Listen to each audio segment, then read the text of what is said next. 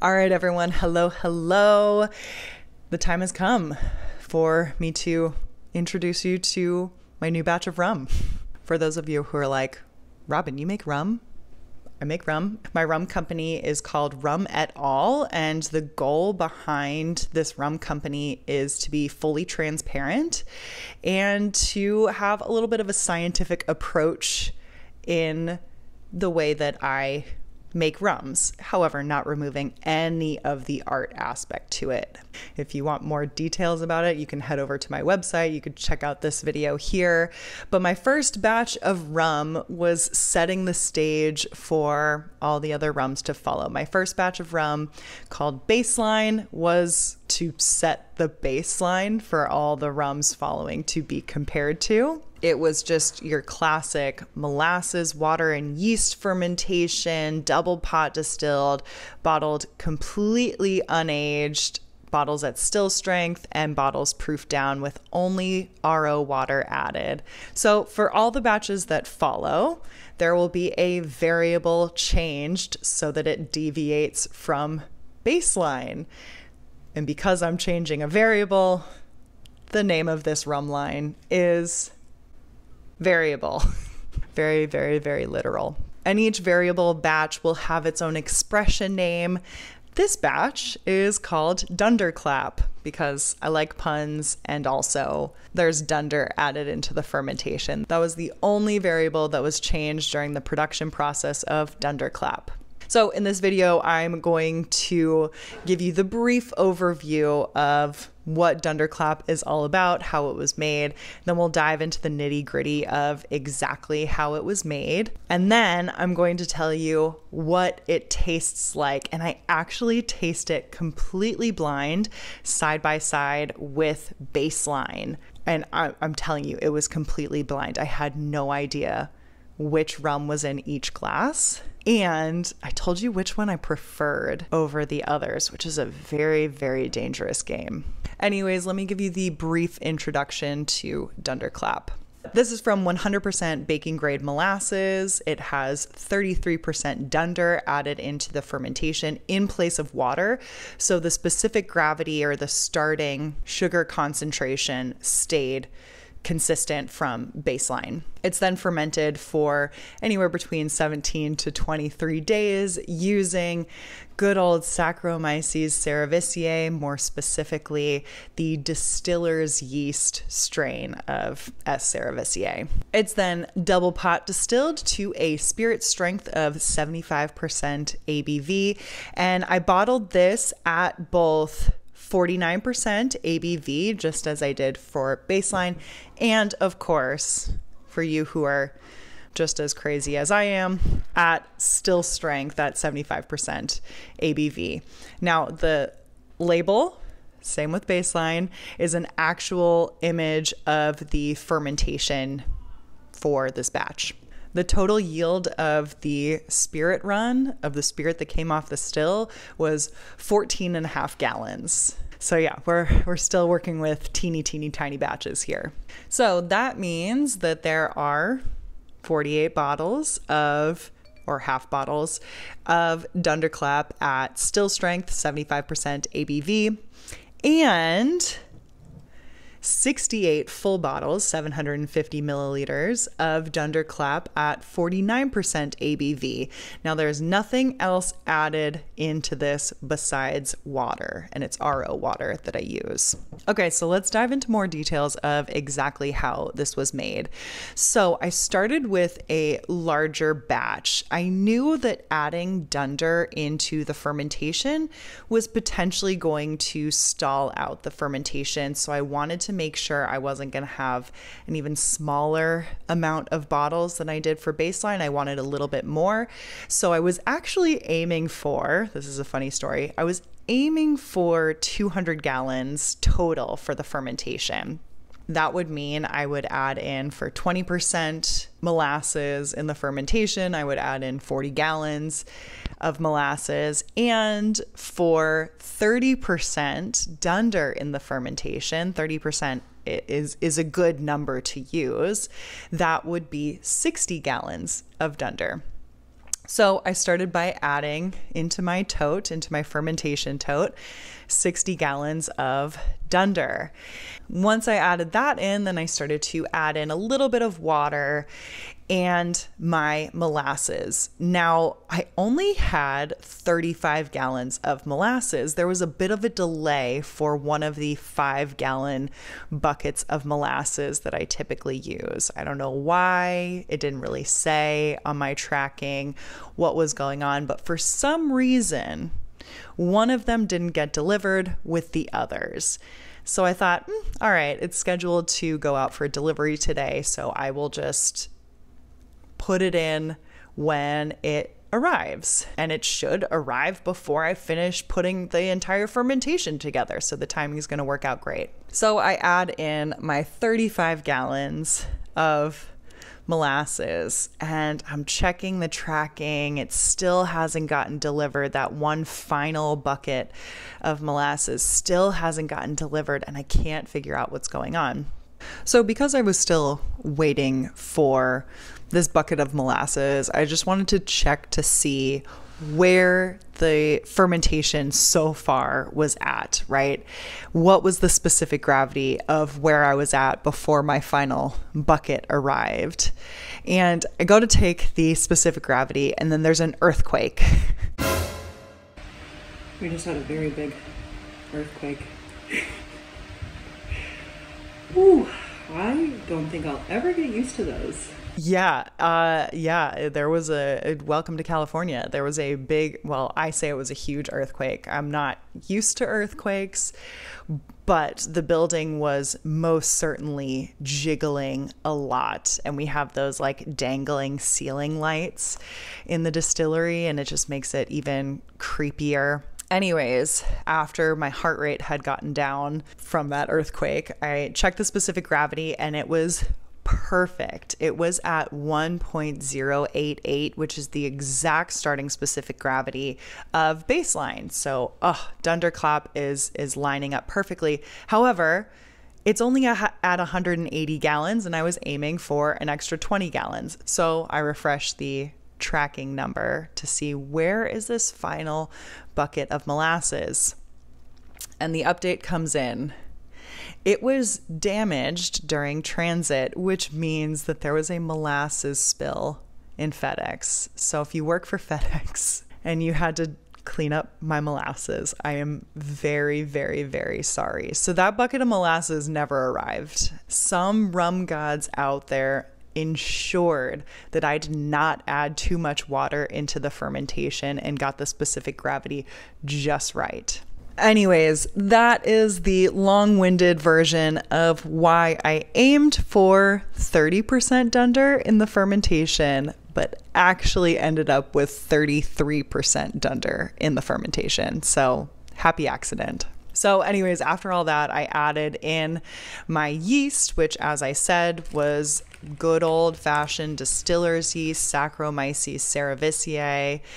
And I let it go for 2 days before I added in nutrients. And the nutrients that I use are just basic, very standard, broad-ranging yeast nutrient, like the Fermex yeast nutrient.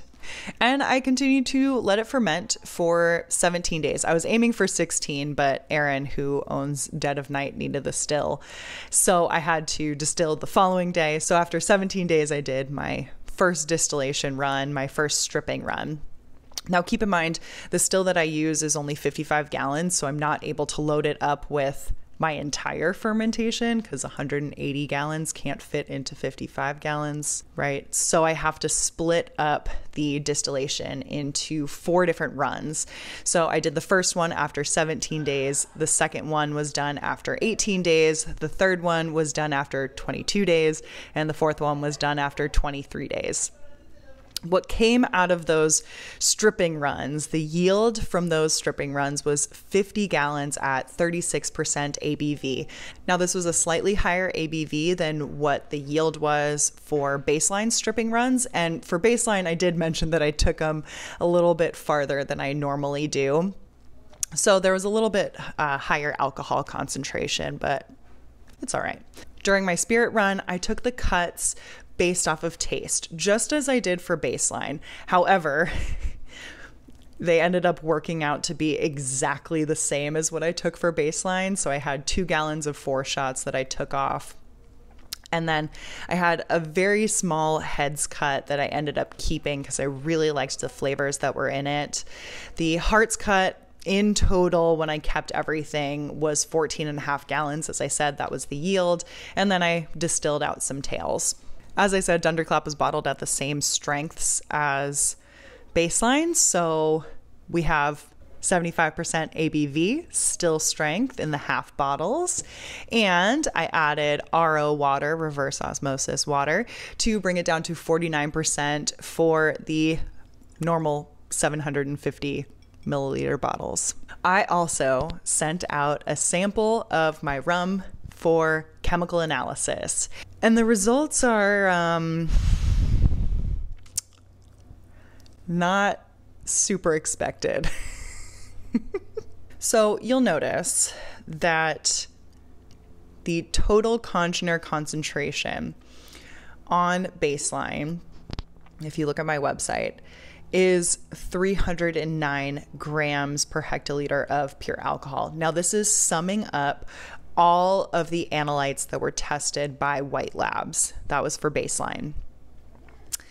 The same analytes were tested for dunderclap, and the total concentration is 141.6 grams per hectoliter of pure alcohol.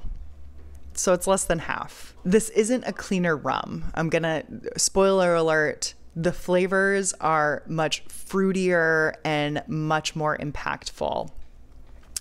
So the results don't exactly match what I was assuming. I was assuming everything would be more, everything would have increased, but that's not the case. The fusel oils, or the amyl alcohols, or the fusel alcohols, higher alcohols, whatever you want to call them, are significantly lower in dunderclap than they are in baseline. And that's not necessarily a bad thing, because fusel alcohols tend to taste alcohol-like. They are a little fruity too, but depending on the concentrations, they're pretty much just alcohol-like. So this isn't necessarily a bad thing.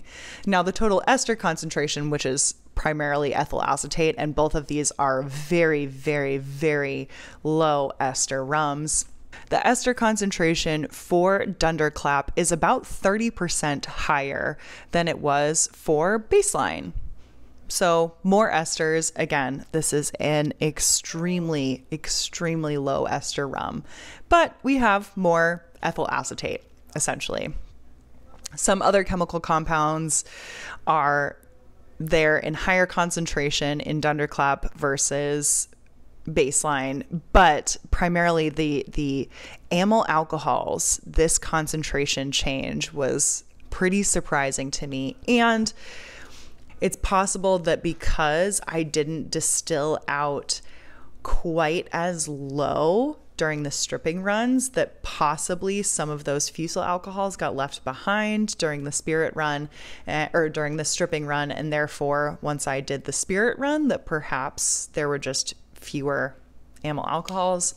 I'm not sure. But I also want to point out that this is only a handful of the congeners that are actually present in the rum. So it's possible that there are changes happening with some of the congeners that we're not testing that are impacting the flavors and aromas of these rums.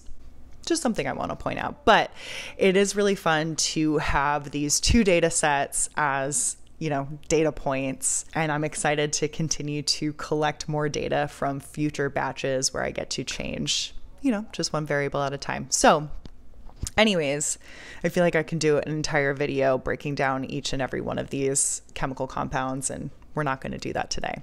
Now that we've kind of talked about the chemical composition, and I alluded to the fact that dunderclap is more flavorful than baseline, I want to actually give you my tasting notes. And one of my Patreons suggested or asked if I ever taste them blind next to one another. And I was like, yeah, challenge accepted. Let's do it. Like, I love blind tasting. And my Patreons already got to see this video and got to get my raw tasting notes for these rums.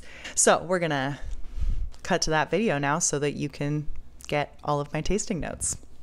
I have in front of me 4 glasses that have baseline proof down to 49%, baseline at still strength, so 75%, dunderclap proof down to 49%, and dunderclap at still strength, also 75%. I put them in glasses, I labeled the bottom, and then I scrambled them up, and I honestly have no idea which one's in which. So I'm going to refer to them as glass 1, 2, 3, and 4. And then at the end, I'll reveal which one was in each glass and give you a little summary of my tasting notes. Naturally, I'm going to start with glass number 1. So this is citrusy. It's kind of living in like almost a key lime, orangey zest realm, kind of a combo of the two. But there's also some floral notes in here, like jasmine. Yeah, I'm getting some jasmine. There's a little fresh, like mint characteristic too. It's also sweet and custardy, but I get a little earthiness, like branches. There's also a caramel thing, like the caramel candies, Werther's Original, but almost if you cook them down with some butter as well. It's maybe like flan. Yeah, it's nice and light, and I'm not getting too much heat on the nose either, but we'll see when I take a sip. There is a little bit of heat, but I don't think we're at 75%. A little bit of heat. I want a little bit more viscosity on the palate. Right away, it's a lot of figs, a lot of dried figs, fresh figs. There's a little bit of bitterness, like grapefruit peel and pith, and some cinnamon, like cinnamon bark. In the finish, there's like dried fruits, yeah, like golden raisins, anise as well. Nice and light. Yeah, let's go back to the nose. When I go back, there's a little bit more of like a floral characteristic on the nose, as well as some like vanilla pudding. It's nice. It is my rum, so I'm gonna say that for all of them. It's nice. It's nice. Yeah, I'd say nice, light, delicate fruitiness, floral qualities, a little bit of spice, a little bit of bitterness on the palate, but good, light, delicate fruits. So let's move on to glass number 2. There's a lot more fruits, custardiness, and spices. Yeah. There's some fruit leather. There's like a very familiar fruity dessert thing that I can't pinpoint. There's fig jam, vanilla. There's a lot of caramel, a little bit of heat, and with all the kind of aromas that I'm getting on the nose, I think that this was a higher proof, so 75%. There's like a wet branches thing. What is that? Oh, there's like a sweet fruity candy thing. Oh my God, it's Smarties. Yeah, Smarties. Yeah. Okay, there's like a ton more fruits now that I unlocked that Smarties note. Lots of dried fruits, mixed dried fruits, figs, raisins, prunes. Yeah, nice nose.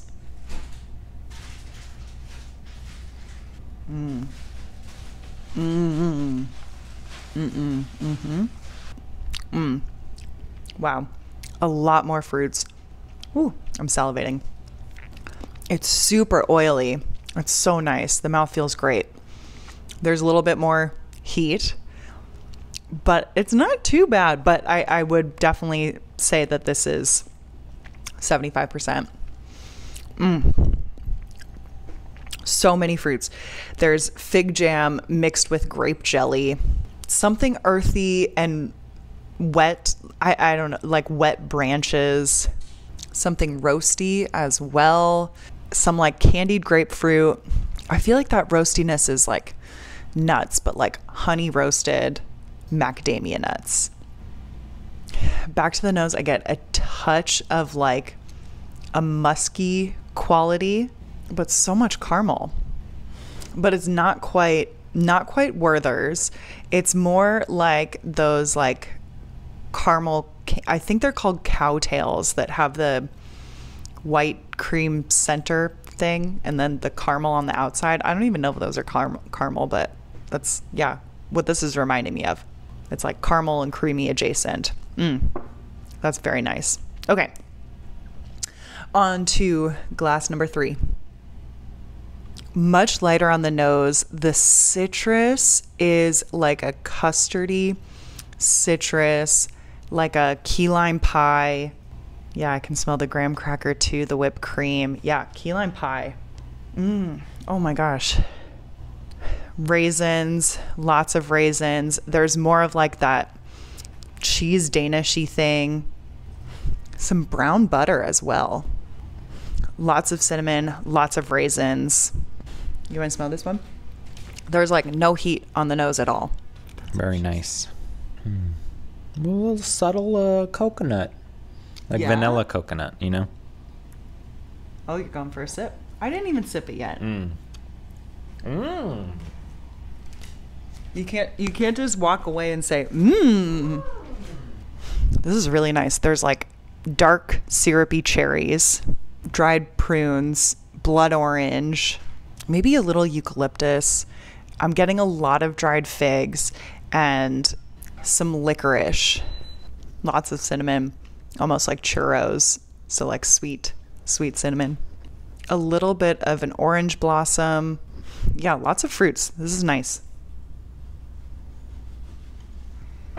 That mouth feels really nice. No heat whatsoever. Ooh, so many fruits. Okay, so it's like tons of dried figs and even more prunes. Wow, so many prunes. Regular old Thompson raisins. Candied orange. There's like no bitterness at all. A little bit of fresh nutmeg and maybe a little toasted cinnamon stick. Vanilla, honey. It's light. This leads me to believe that this is 49%. I got that cinnamon on the nose again. But yeah, it's like a cinnamon dessert or pastry. Wow. Also really nice. Okay. Last but not least, glass number 4. A lot of fruits, citrus, dried apples. Yeah, it's like a mixed citrus, some orange, some grapefruit, maybe a little banana. Banana, lots of vanilla pudding like. So banana pudding, low on the banana. The banana is just a little accent. Yeah, with like vanilla wafers. Maybe some cherries. Licorice, like lots of black licorice. Like cheesecake with berry compote. It smells really nice. There is a touch of heat on the nose that just makes me think that it's probably, again, with all the punchy flavors that, I shouldn't say punchy flavors. The flavors are stronger. The aromas are stronger. So I think this is probably at 75%. There's caramel, fig jam. It's like the inside of a pecan pie. Basil. Whoa. Interesting. Out of all 4, this has the most heat, and it kind of slowly builds and then comes down. This one's got to be, I think 2 and 4 are the 75% ABV. 1 and 2, or 1 and 3, I mean, are probably 49% ABV. And because of that, because it's 75%, I want more viscosity on the palate. This has a lot of figs. It's predominantly figs as soon as it's in your mouth. There's a little bit of like a sweet marzipan thing, maybe some dried cherries as well. There's that like bitter grapefruit and cinnamon bark thing. So there is a bitterness on this, maybe a little regular bark as well. And there's almost like a waxy vanilla grapefruit cinnamon candle thing going on. Back on the nose, it's got a little bit of the cinnamon pine cone thing. Vanilla pudding. This is going to be a weird one. It reminds me of Total Wine. When I walk into Total Wine, it's got this very specific smell, and maybe it's just my Total Wine, and I don't know what it is, but yeah, I feel like I just walked into Total Wine. Okay, so I feel like I should be comparing 1 and 3 and 2 and 4, right? Proof wise, those should be the ones that I'm comparing. On the nose, 1 versus 3. There's a little bit more of a fruity, I don't want to say grungy. It's not quite grungy, but more of a fruity thing on 3. More of like a citrus zest, almost herbal, maybe eucalyptus-y, maybe minty, somewhere between mint and eucalyptus thing on 1. Yeah, when I take a sip, 3 is definitely like, that's the mouthfeel I'm looking for. There's no bitterness. It's just lots of fruits. I'll taste them back to back. We'll start with 1 again. Light, delicate fruits. I'm getting some star fruit now. Yeah, nice, light fruits. A little bit of vanilla thing. Now I'm thinking of the waxy thing from number 4. So a little bit of that like, no, it's like beeswax. Yeah. And number 3.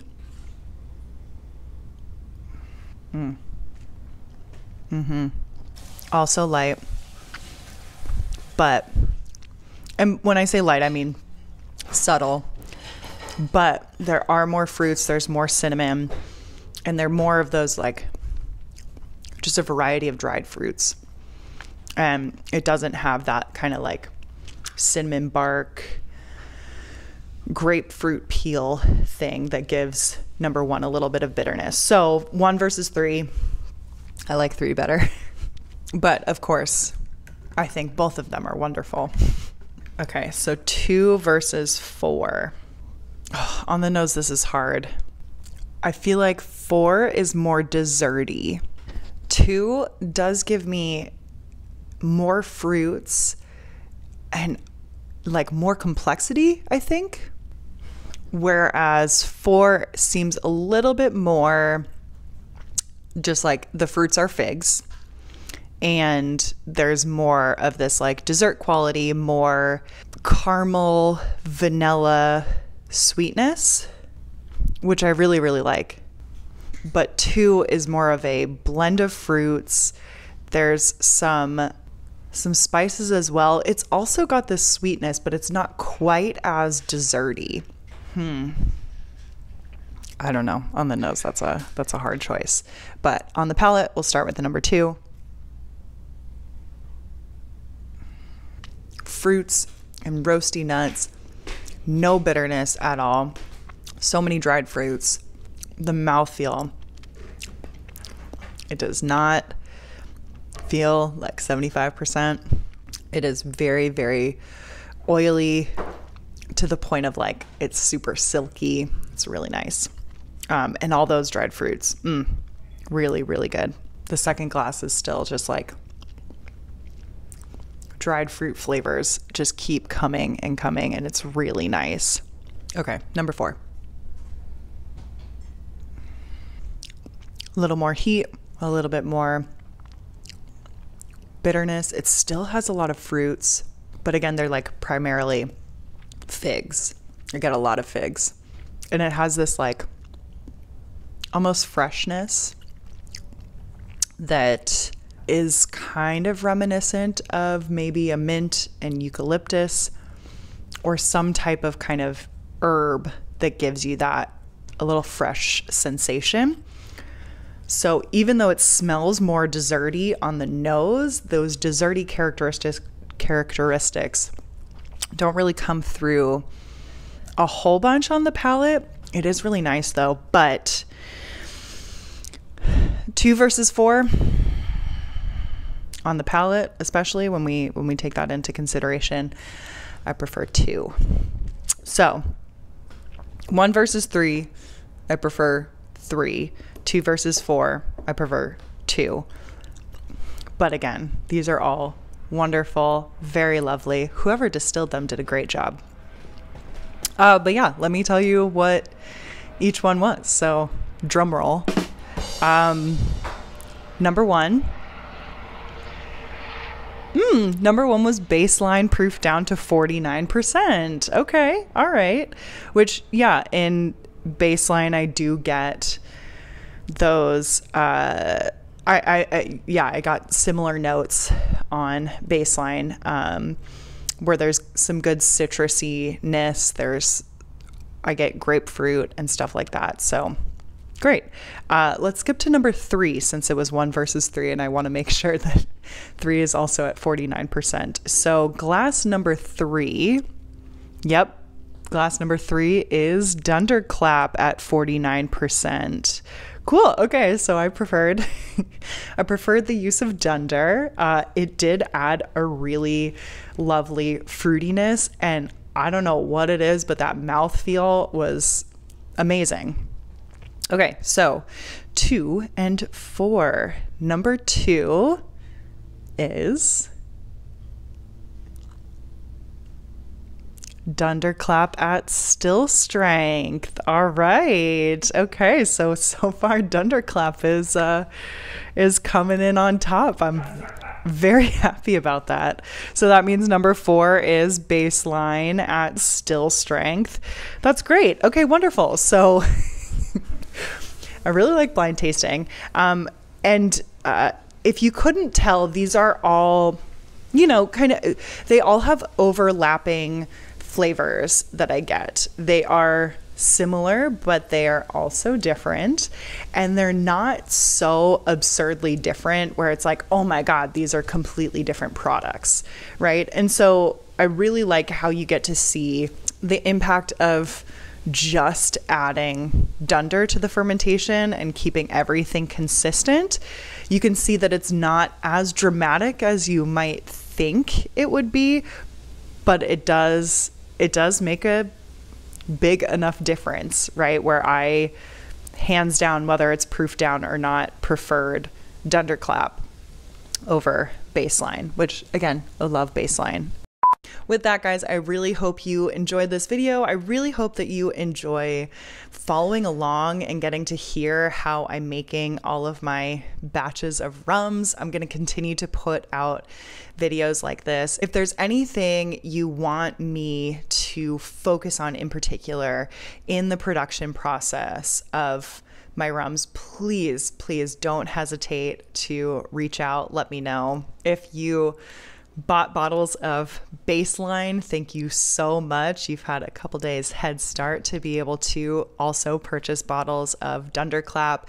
And yeah, bottles of dunderclap are now available for purchase. You can head over to deadofnightdistillery.com, or if you want more information about the rums, about my rum company, head over to rumatelier.com. That'll also direct you to Dead of Night's website to purchase bottles.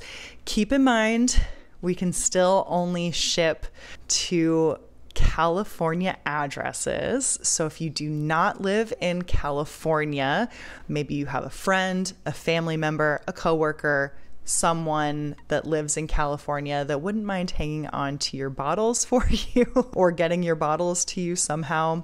Thank you again for following along, and let me know if you have any questions at all. I hope you're able to pick up some bottles of dunderclap, because if you liked baseline, you will love dunderclap.